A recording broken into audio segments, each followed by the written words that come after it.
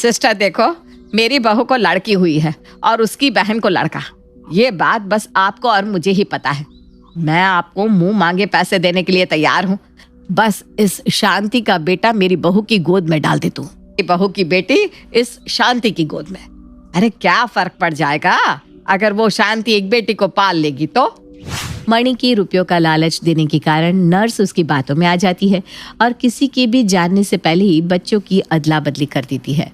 बच्चों की इस अदला बदली को विस्तार से समझने के लिए आपको मेरे साथ शुरू से ये कहानी देखनी होगी। सुप्रिया और शांति दोनों सगी बहनें थी। सुप्रिया बड़ी बहन थी और शांति छोटी।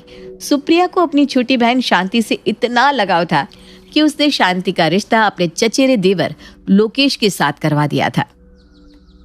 इस तरह शादी के बाद शांति भी अपनी बहन सुप्रिया के घर के नजदीक ही रहने लगी थी। दोनों बहनों में देवरानी जेठानी वाला कोई भी द्वेष नजर नहीं आता था। दोनों एक दूसरे के सुख दुख की साथी बनकर खुशी खुशी अपना जीवन बिता रही थी।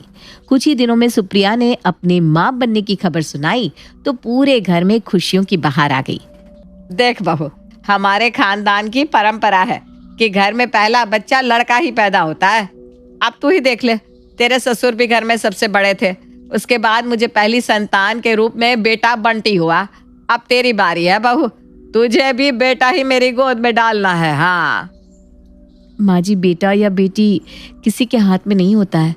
आप ऐसी बातें सोचकर अपना और मेरा मन खराब कर रही हैं। बस हमें तो खुले दिल से आने वाले बच्चे का स्वागत करना चाहिए। ऊपर वाला चाहे बेटा दे या बेटी, मुझे इस बात से कोई फर्क नहीं पड़ता। मैं तो बस यही चाहती हूँ कि बच्चा बिल्कुल सही सलामत हो। अरे शुभ शुभ बोल, तेरे तो मन में ही नहीं है बेटा जनने की। जब पेट में बच्चा हो तो लड़की के नहीं लड़के के बारे में सोचना चाहिए, तभी तो ऊपर वाला मुराद पूरी करता है। माँ जी, मैं भी तो किसी की बेटी ही हूँ ना, और आपने भी किसी की बेटी बनकर ही तो इस दुनिया में जन्म लिया था। तो क्या हम अशुभ हो गए? और अगर हमारी जगह बेटा पैदा हो जाता तो वो शुभ हो जाता हमारे माता पिता के लिए।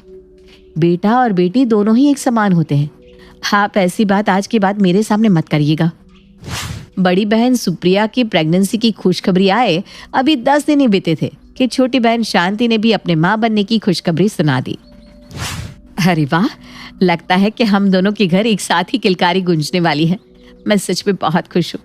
मासी और मां बनने का सौभाग्य भगवान मुझे एक साथ दे रहे हैं। जब से पता चला था कि सुप्रिया और शांति दोनों मां बनने वाले हैं, उन दोनों का प्यार पहले से भी ज्यादा बढ़ गया था। वो दोनों अब एक दूसरे का हर संभव ख्याल रखती और ईश्वर से आने वाले बच्चों की सलामती की दुआएं मांगती। धीरे धीरे समय बीतने लगा।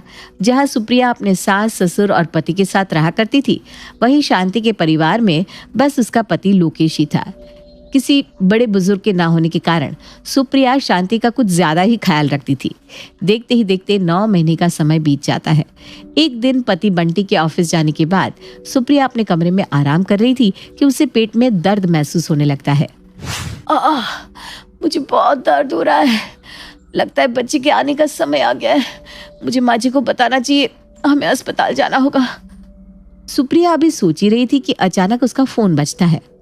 दीदी, मुझे बहुत दर्द हो रहा है। लोकेश भी घर पर नहीं है। मैं क्या करूं, कुछ समझ में नहीं आ रहा। शांति तू घबरा मत, दर्द तो मुझे भी शुरू हो गया है।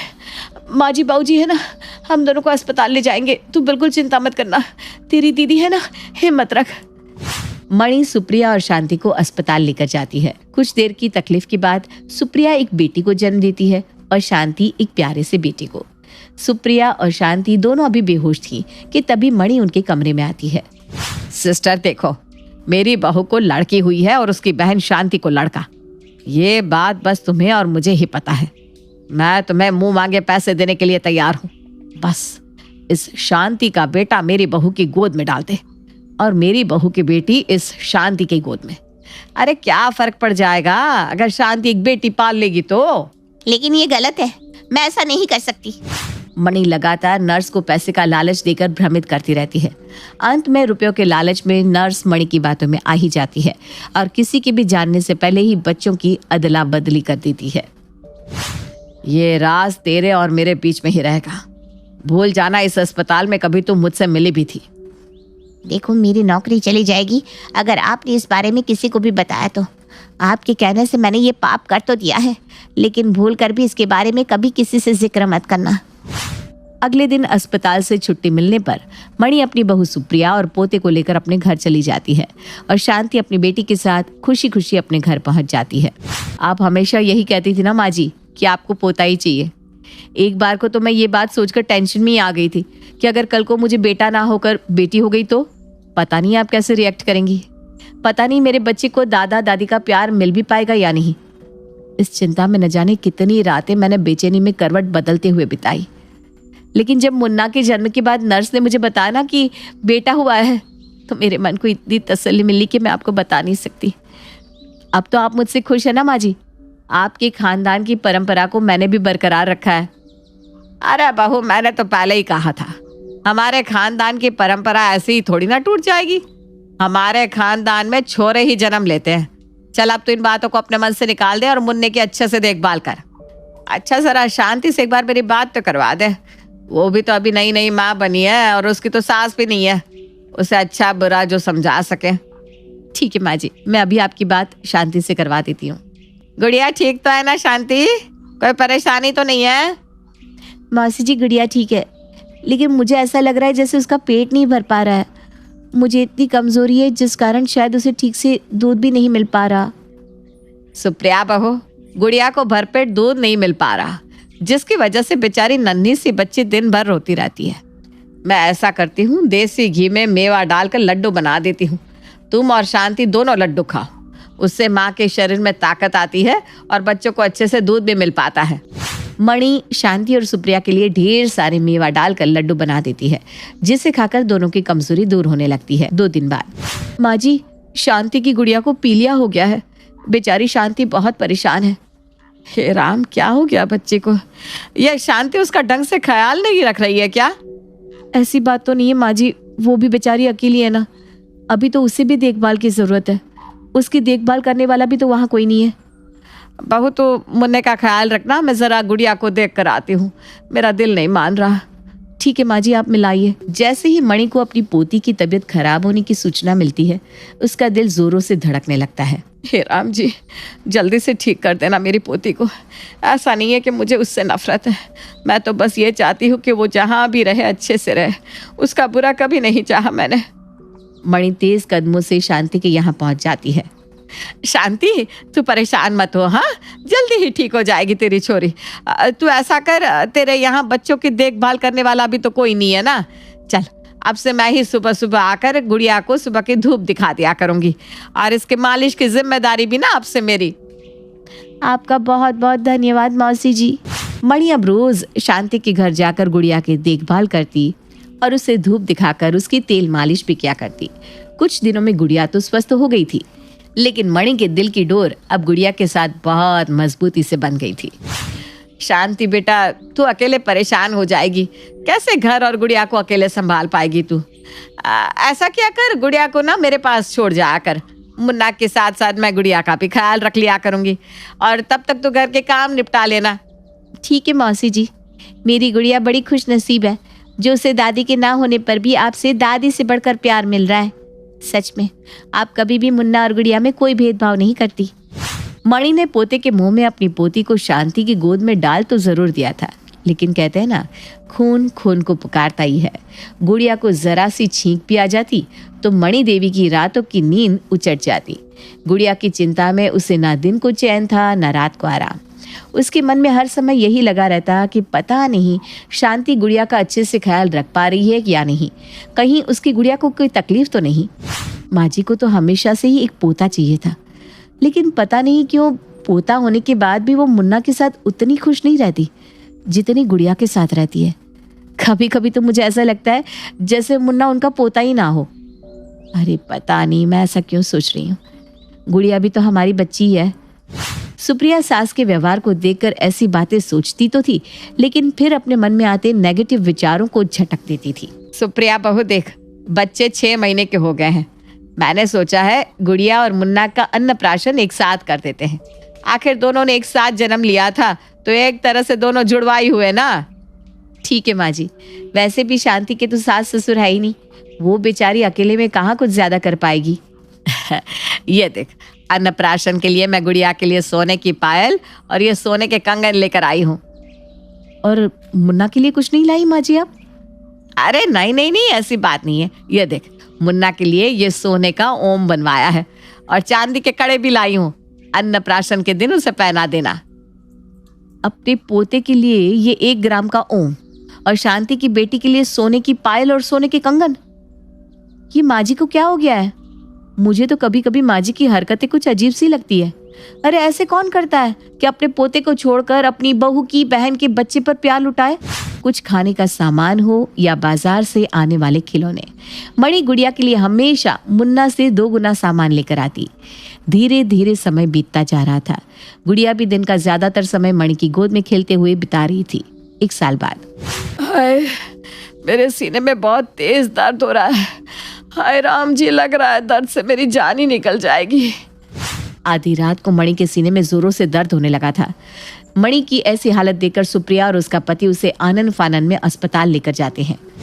अब बहुत सही समय पर इन्हें अस्पताल लेकर आ गए, वरना आज इन्हें कुछ भी हो सकता था। इन्हें हार्ट अटैक आया है, लेकिन चिंता की कोई बात नहीं है। फिलहाल ये खतरे से बाहर है।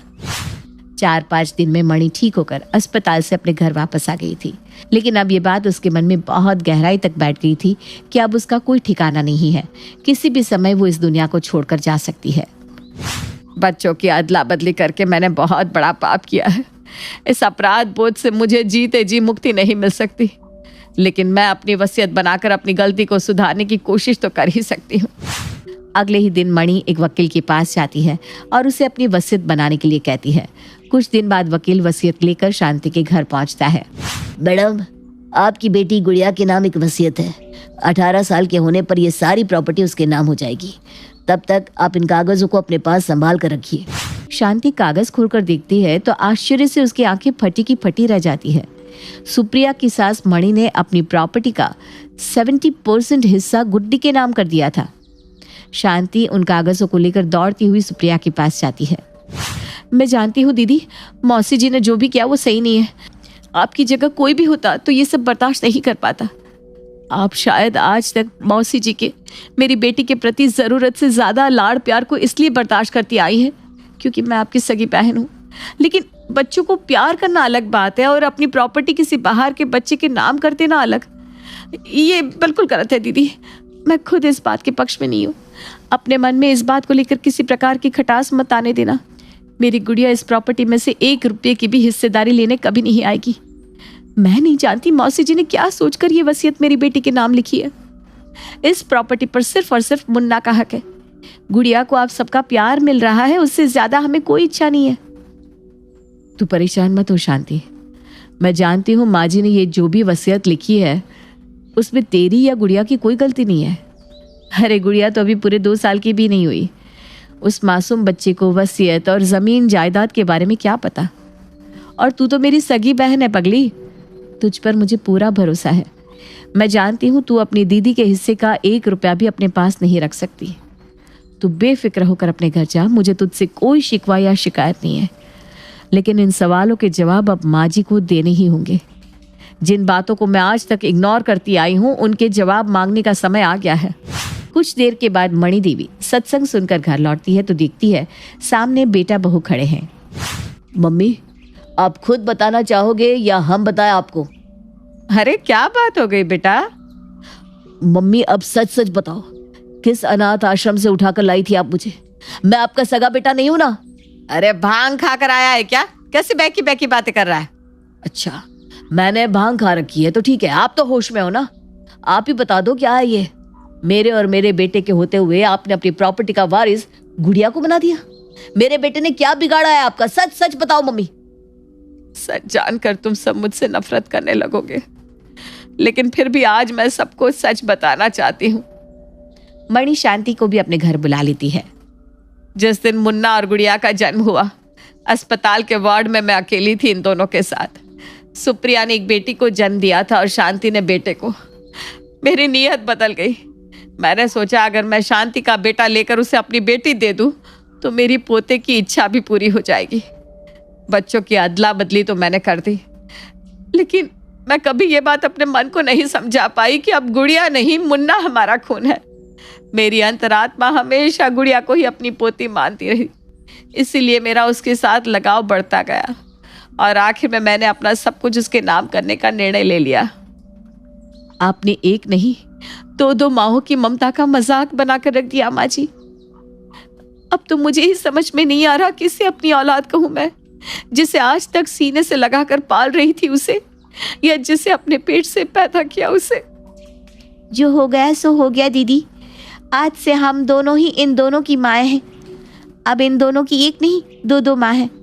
खुश नसीब है हमारे बच्चे जो इन्हें दो परिवारों का प्यार मिलेगा।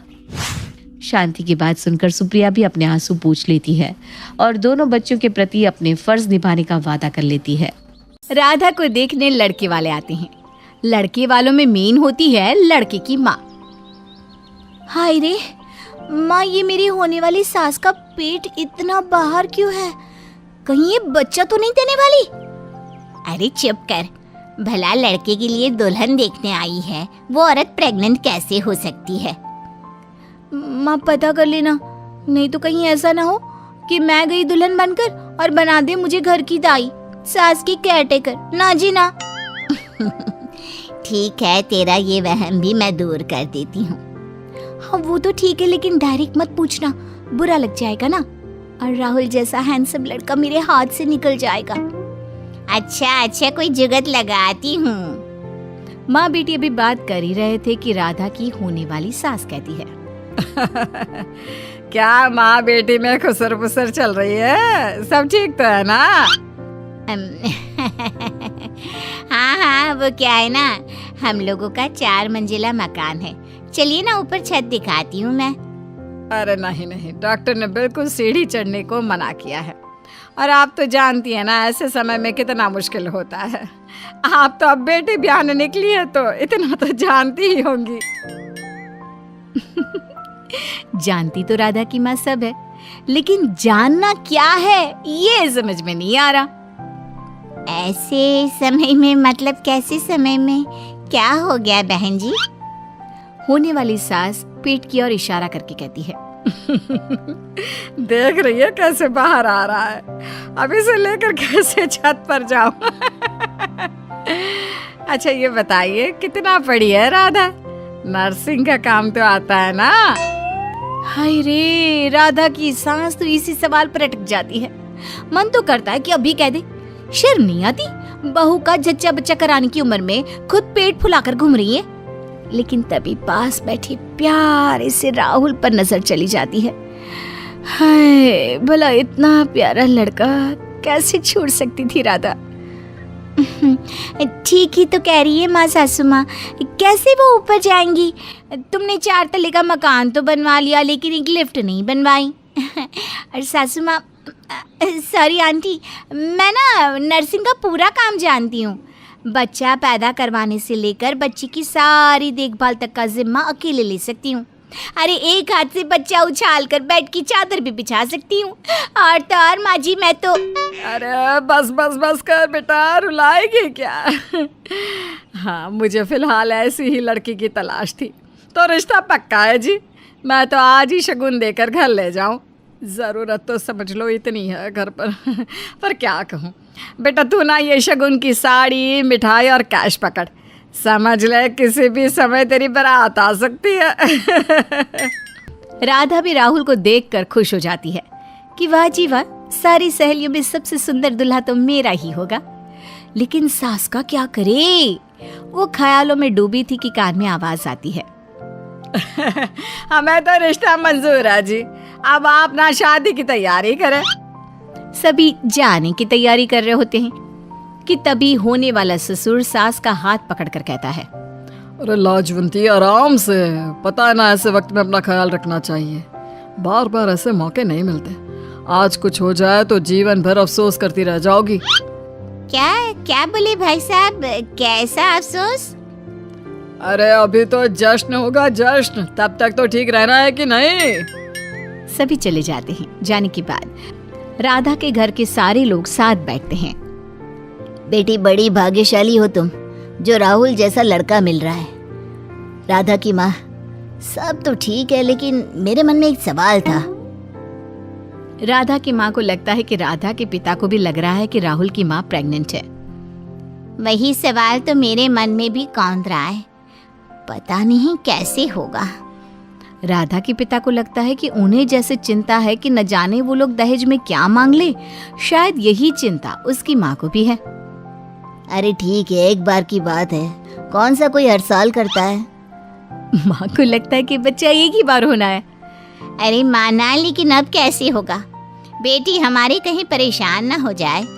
अरे ऐसे कैसे, नाना कुछ नहीं होगा, चिंता ना कर, शादी की तैयारी कर। राधा सबकी बात सुन रही होती है। उसे लगता है कि पापा कैसे ये फैसला कर सकते हैं कि उसकी शादी ऐसे घर में करवा दे जहाँ सास प्रेग्नेंट है। माना मैं लड़की को देखकर लट्टू हो गई, पर पापा को क्या हो गया है? खैर मुझे क्या, मैं चली सोने। राधा सोने चली जाती है कि तभी राधा के कान में राहुल की आवाज आती है। सामने राहुल खड़ा होता है। राधा, ओ राधा, कहाँ हो? उठो, तुम बोल रही थी ना तुमको जच्चा बच्चा का पूरा काम करना आता है। सामने राहुल को देखकर राधा हैरान रह जाती है। हाँ, लेकिन तुम अभी तो गए थे, क्या हो गया? देखो राधा, हम लोगों के पास वक्त नहीं है, तुम मेरे साथ मेरे घर चलो, वहाँ मैं तुम्हें सब बताता हूँ। हाँ वो तो ठीक है, लेकिन पहले माँ से तो बात कर लूं। नहीं नहीं, अभी वक्त नहीं है, मैं पापा को बोल दूंगा, तुम्हारे घर वालों से बात कर लेंगे, फिलहाल चलो मेरे साथ। राहुल राधा का हाथ पकड़ता है। अपने हाथ में राहुल के हाथ के स्पर्श से राधा तो मानो सब भूल जाती है और राहुल के साथ उसके घर आ जाती है, जहाँ सास दरवाजे में आरती की थाली लेकर खड़ी होती है। आ गई बहू, आजा बेटा, ले चुन्नी सर पर रख ले, अब बस अपने ही घर में रहना बहू। राधा राहुल को देखती है कि ये क्या हो रहा है, लेकिन राहुल उसे देखकर मुस्कुरा देता है। राधा घर में जाती है जहाँ औरतें उसका स्वागत करती है। घर में गाना बजाना होता है और एक बुढ़िया आती है। इनके पैर छू लो, ये मेरी दादी है। दोनों दादी के पैर छूते हैं कि जीती रह, बस बहू, अब तो मेरे घर का चिराग तेरे ही हाथ में है। राधा दादी सास की बात सुनकर शर्मा जाती है। क्या है ना, अब तेरी सास से काम नहीं होता, 9वां महीना लग चुका है, मैं भी ठहरी बूढ़ी, तो अब तू ही इस घर के चिराग को आने में मदद करेगी। बहू, तू तेरी सास का अच्छे से ख्याल रखना, खूब सेवा करना उसकी, और भगवान से मांगना कि एक बेटा हो जाए तो घर को एक और चिराग मिल जाए। क्या? सासू माँ प्रेग्नेंट? तभी सास आ जाती है। हाँ बहू, वो क्या है ना, मेरी सास को 2 पोतों की कामना थी, लेकिन राहुल के बाद मुझे कोई बच्चा ही नहीं हो पाया। लेकिन हम जानते थे कि दादी की आत्मा को शांति नहीं मिल पाएगी जब राहुल को कोई भाई नहीं आ जाता, और शायद उन्हीं के आशीर्वाद से अब मैं फिर से प्रेग्नेंट हूँ। अब घर के काम करने और मेरा ख्याल रखने वाला कोई नहीं था, इसलिए हम लोगों ने राहुल की शादी की सोची। वो क्या है ना, तुम्हारी माँ को तो मैंने बोला था कि आज ही चुन्नी चढ़ा कर ले जाते हैं, लेकिन वो नहीं मानी, तो मैंने राहुल को भेज दिया। ठीक किया ना बेटा? राधा सास की बात सुनकर हैरान परेशान हो जाती है। हाँ वो तो ठीक किया, लेकिन मैं क्या बोलूं? तभी ससुर आ जाते हैं। अरे लाजवंती, कब तक खड़ी खड़ी बात करेगी, तेरे पैर सूज गए। अरे ओ बहू, जरा सासू माँ के लिए बाल्टी में गर्म पानी ले आओ, पैर डुबा कर बैठेगी तो आराम मिल जाएगा। हाँ वो तो ठीक है, हाँ ठीक है, मैं लाती हूँ। लेकिन राधा कहना चाहती थी कि कम से कम एक दिन तो नई बहू की ठाट ले लूं, लेकिन नहीं। पता है तुम क्या कहना चाहती हो? राधा चैन की सांस लेती है कि कम से कम पति तो उसे समझ रहा है। माँ, इससे क्या पता कि किचन कहाँ है, बाल्टी कहाँ से लेनी है और पानी गर्म कैसे करना है, मैं बता देता हूँ, चलो आओ। हाय रे, राधा की फूटी किस्मत, ना भारी लहंगा मिला, ना मेकअप आर्टिस्ट से टचअप, सीधा किचन में गर्म पानी की बाल्टी के साथ खड़ी थी हमारी राधा। अरे क्या सोच रही हो? सोचती बहुत हो तुम, मैं देख रहा हूँ। कोई बात नहीं, किस्मत पर खुश हो रही हो ना कि अभी तो लड़का देखने आया और अभी तुम उसके साथ उसके घर में हो। हाँ सही कहा, किस्मत के बारे में ही सोच रही थी। राधा गर्म पानी लेकर सास के पास जाती है। उनके पैर गर्म पानी में डालकर जा ही रही थी कि अरे बेटा, थोड़ा मसाज कर दे सास को, देख रही है ना पैर कैसे सूज रहे हैं। बहू, वो जच्चा के लड्डू बनाने तो आते हैं ना? क्या है ना, काफी साल बाद बच्चा होगा तो जरा 50 किलो लड्डू बना देना। 50 किलो लड्डू? हाँ बेटा, और वो क्या है ना, मेरे कपड़े, बच्चे के कपड़े, सबका ना बैग बना लेना। कभी भी अस्पताल को भागना पड़ सकता है ना। बस माँ को बच्चा हो जाए, फिर मैं तुम्हें तुम्हारे घर छोड़ाऊंगा, फिर रहना वहाँ आराम से। अरे कैसी बात कर रहे हो बेटा? राहुल, बच्चा होने के बाद का काम कौन करेगा? अरे उस बच्चे को सुलाना, खिलाना, पिलाना, सुसु, पॉटी। राधा ये सब सुनकर जोर से चिल्ला पड़ती है। नहीं नहीं, मैं नहीं कर सकती ये सब, मुझे घर जाना है, मैं घर जाऊंगी, मुझे नहीं करनी ऐसी शादी वादी। राधा जोर जोर से चिल्ला रही थी और सामने खड़े थे उसकी मम्मी और पापा। अरे क्या हो गया? अभी तो शादी को हाँ हुई है, अभी शादी नहीं करनी तुम्हें? इसकी सास का फोन आया था, कह रही थी कि उनके पेट में पथरी का ऑपरेशन है, तो ठीक होने में 2 महीने लग सकते हैं, तो शादी की 2 महीने बाद की ही डेट रखे। देखा नहीं था पथरी के मारे कैसे फूल गया था पेट। पथरी? पथरी है उनको? हाँ, वो बता तो रही थी। क्यों, क्या हो गया बेटा? हाँ, कुछ नहीं। तो क्या बोलूं कि लड़की शादी के लिए मना कर रही है? अरे नहीं नहीं पापा, मना नहीं कर रही हूँ।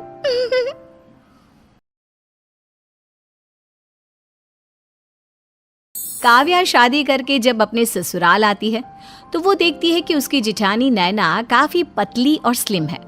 घर में आए मेहमान भी अब काव्या का मोटापा देखकर उससे मजाक करते हुए कहते हैं, अरे काव्या बहू, अपनी जेठानी से कुछ सीखो। देखो तुम्हारी जेठानी कितनी पतली और स्लिम है, वहीं दूसरी और तुम कितनी मोटी। वही तो, देखो ना बहन, जेठानी तो देवरानी की छोटी बहन लग रही है। अरे बस भी करो मेरी बहू का मजाक बनाना। अरे क्या हुआ अगर देवरानी जेठानी से मोटी है तो? हम कहाँ कुछ कह रहे हैं, हम तो बस जो देख रहे हैं वही बोल रहे हैं। क्यों बहनों?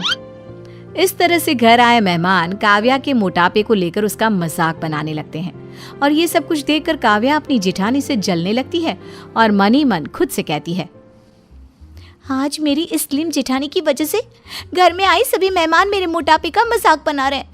पर कोई बात नहीं जेठानी जी, बहुत जल्द आप भी मेरी तरह मोटी होने वाली है, क्योंकि अब बिगड़ने वाला है आपका डाइट। इस तरह से काव्या के दिमाग में नैना का डाइट बिगाड़ने का खतरनाक प्लान बन जाता है। अब काव्या घर से मेहमानों की जाने का इंतजार करने लगती है और जैसे ही सारे मेहमान घर से जाते हैं वैसे ही काव्या लग जाती है अपने मिशन पर। ऐसे ही एक दिन घर में सब पूरी सब्जी और तेल से बनी चीजें खा रहे होते हैं तो वहीं दूसरी ओर नैना सैलेड और कुछ उबली सब्जी खा रही थी। ये देखकर काव्या अपनी जेठानी से कहती है, अरे क्या जेठानी जी, आप ही ना हर समय ये घास फूस और उबली सब्जियां खाती रहती है, आज तो आप मेरे हाथ का बना खाना खाइए। इस तरह काव्या उसके खाने में तेल से बनी चीजें जैसे पूड़ी, पापड़ आदि उसकी प्लेट में रख देती है। ये देखकर नैना काव्या से कहती है, अरे काव्या बस भी करो, मैं ये सब चीज नहीं खाती। मैं अपने डाइट का पूरा ख्याल रखती हूँ और यही वजह है कि मेरी उम्र 30 की होने के बाद भी मैं अभी तक 20 की ही नजर आती हूँ और मेरा फिगर इतना अच्छा है। अरे कोई बात नहीं नैना बहू, आज पहली बार काव्या बहू ने इतने प्यार से तुझे खाने के लिए दिया है, मना मत कर, नहीं तो बेचारी का दिल टूट जाएगा। अब खा लेना थोड़ा सा।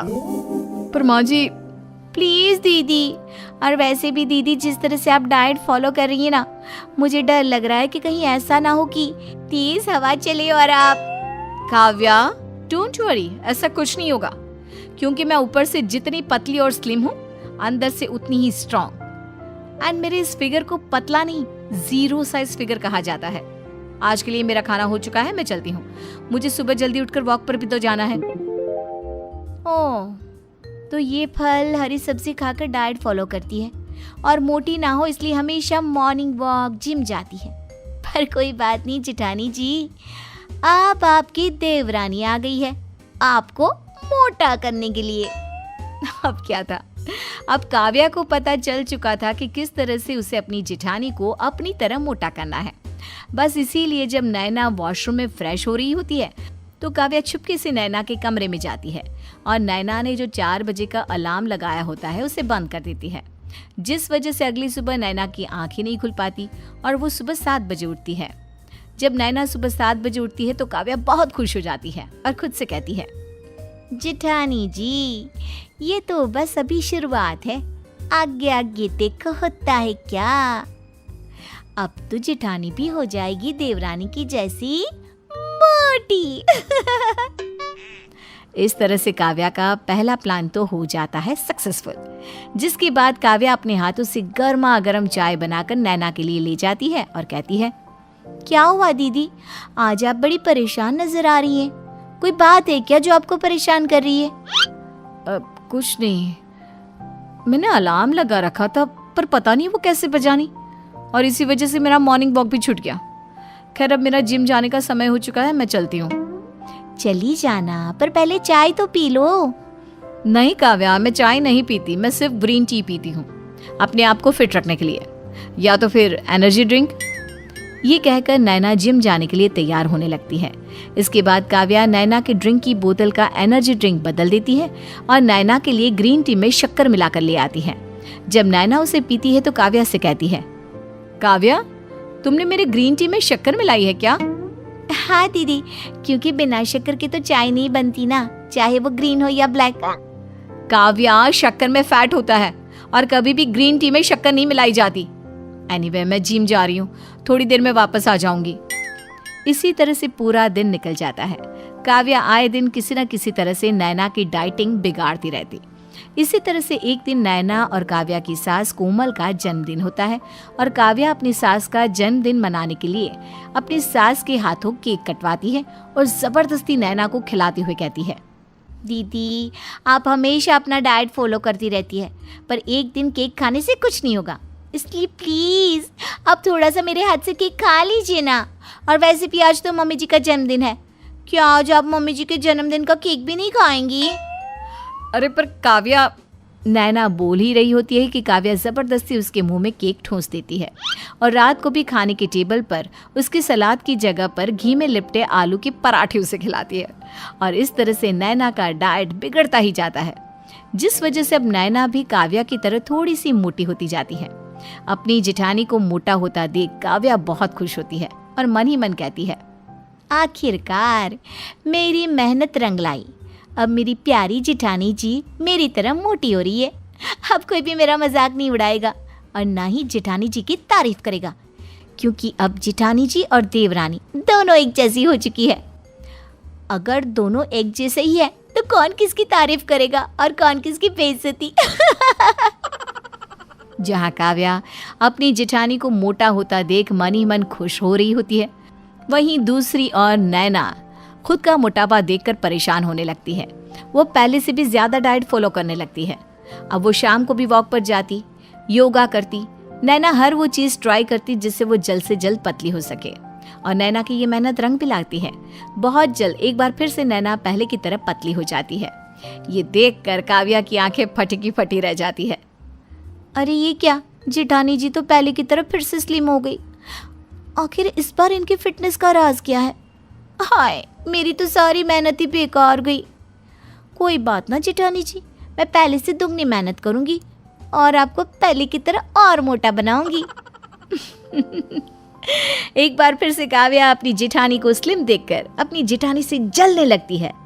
अब काव्या एक बार फिर से अपनी जेठानी का डाइट और उसकी फिटनेस को बिगाड़ने की पूरी कोशिश करती है, पर उसकी जेठानी अपनी मेहनत और दृढ़ संकल्प से देवरानी की हर कोशिश को नाकामयाब बना देती है।